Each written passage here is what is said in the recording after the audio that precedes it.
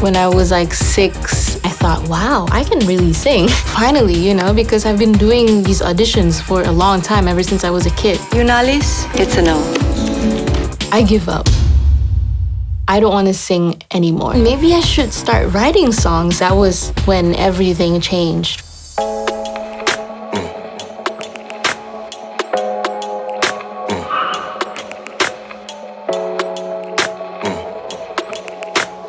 This is my first album cover. I did my own makeup. This was just like some random wall, and my scarf was just like, every day I look at it. So yeah.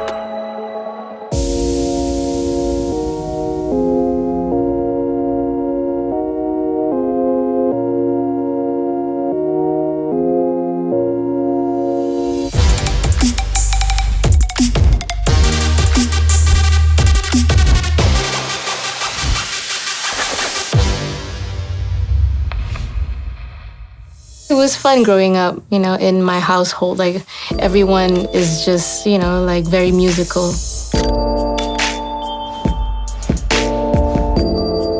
I grew up having a very musical father, like he plays the guitar, the piano, the drums. Once in a while, he would take me to one of his jamming sessions. That was my first exposure to live music.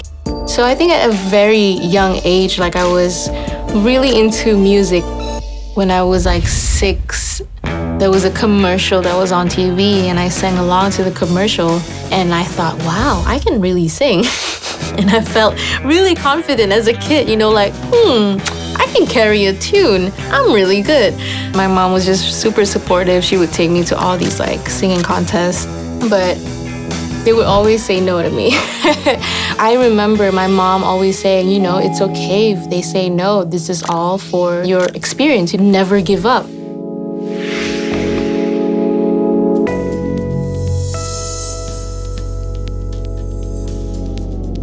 Dalam banyak orang kat sini, Alice ni bagi saya seorang yang mengelirukan. Tak tahu kenapa. Sebab dia study law, dia suka bowling.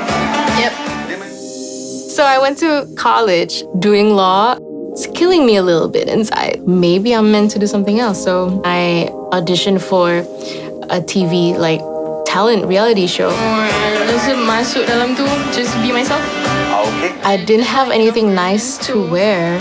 I remember laying out all the clothes and just, like, let's just pick the best clothes that I usually wear to class. I felt like, okay, this is good enough. And then I went there and everyone was just like, they're superstars. And I wasn't, And I just like, well, you know what? Let's just sing whatever. It was Bohemian Rhapsody. Having like a girl with a hijab was something not accepted widely at the time, So I wasn't sure what decision they were going to make. You're fun. She strikes me as something special. It's gotta be a yes. Thank you. Whoa, like there's a sudden like jolt, like finally, because I've been doing these auditions for a long time, ever since I was a kid.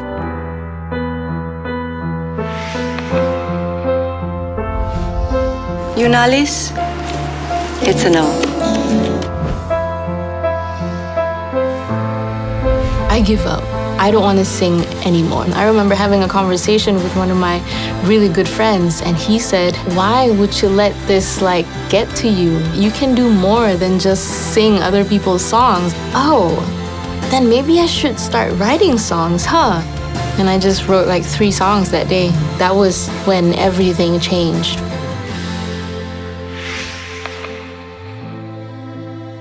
I didn't know how people were gonna accept me because I was wearing the full hijab. I felt like I wanted people to come and listen to the music and then try to find out who this girl is. Is your favorite color? I went by the name Yuna. It was a new name for me. And then next thing you know, it's 50 fans turn into 50,000 fans to 1 million fans. Wow, there must be something in there that people must like about me, It was so free, you felt the freedom to create this whole indie scene. It was blooming at the time. He went on and on oh, you should try and perform at all these acoustic gigs. And I'm like, what acoustic gigs?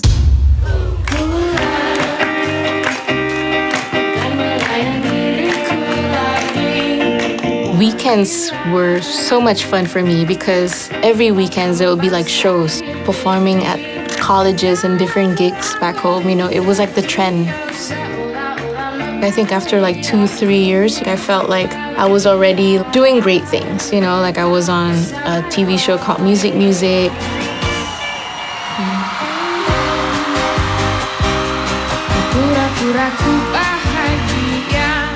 I went on AJL, Anugerah Juara Lagu, won already like for the first year. And the award goes to Yuna.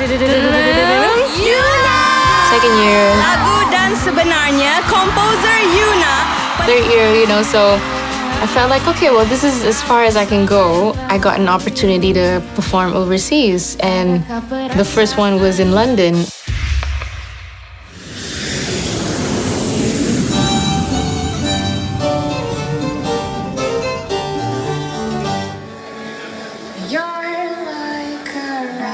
It was Taste of London, kind of like more like a food festival.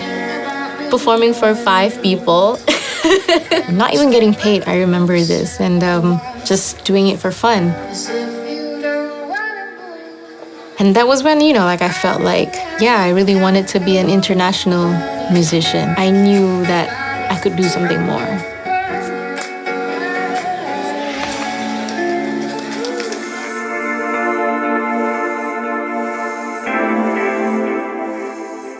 I had a meeting with one of the record labels and they wanted me to, oh yeah, you know, like if you sign to us, maybe you might need to take off your hijab. And I'm like, I really don't want to take it off. My relationship with my hijab, never, not one time I thought of like taking it off for music. In my 10 years of doing this, never. I love it.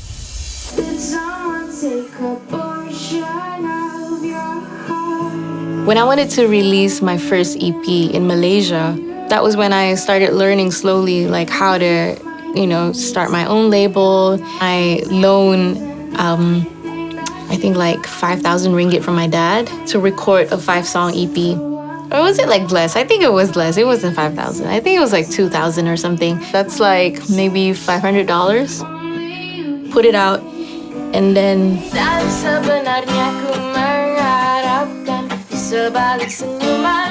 yeah, there's definitely a rush.